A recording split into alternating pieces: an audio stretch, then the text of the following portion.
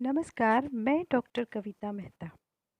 पिछले 2 भागों में हमने 11 संस्कारों की चर्चा की और जाना कि किस तरह से ये संस्कार हमारे जीवन को अनुशासित करते हैं तथा शारीरिक व मानसिक ऊर्जा में वृद्धि करते हैं। तो आइए आगे जानें। वेदारंभ संस्कार। वेद का अर्थ है ज्ञान और ज्ञान का आरंभ। इसके लिए सर्वप्रथम ब्रह्मचर्य का पालन करवाया जाता है। संयमित और अनुशासित जीवन शैली की प्रतिज्ञा कर गुरु पूजन व गुरु के आशीर्वाद से विद्यारंभ का प्रारंभ होता है।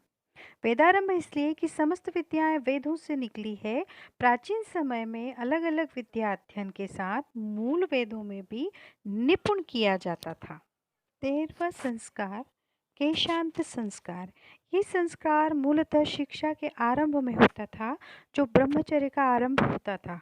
विद्या अध्ययन में ध्यान न भटके और अनुशासन बना रहे, ये इसका मूल उद्देश्य होता था।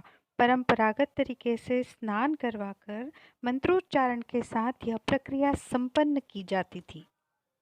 14वां संस्कार, समापवर्तन संस्कार। इसके अंतर्गत विद्याध्ययन की समाप्ति पर गुरुकुल से विदाई के वक्त ये संस्कार किया जाता था। इसके साथ ही ब्रह्मचर्य आश्रम का अंत होता था। वैदिक मंत्रोच्चारण के साथ विद्यार्थी को सुंदर वस्त्राभूषण के साथ घर के लिए विदा किया जाता था, ताकि वो अपना आगे का जीवन निर्विरोध तरीके से जी सके। 15वां संस्कार है विवाह संस्कार। योग्य व परिपक्व होने पर युवा को धर्म, अर्थ, काम, मोक्ष चारों पुरुषार्थों की प्राप्ति हो, इसके लिए गृहस्थ जीवन की शुरुआत करवाई जाती थी। अर्थात विधिवत विवाह संस्कार पूर्ण किया जाता है, गृहस्थ जीवन में प्रवेश करवाया जाता है। 16वां और अंतिम संस्कार, अंत्येष्टि संस्कार।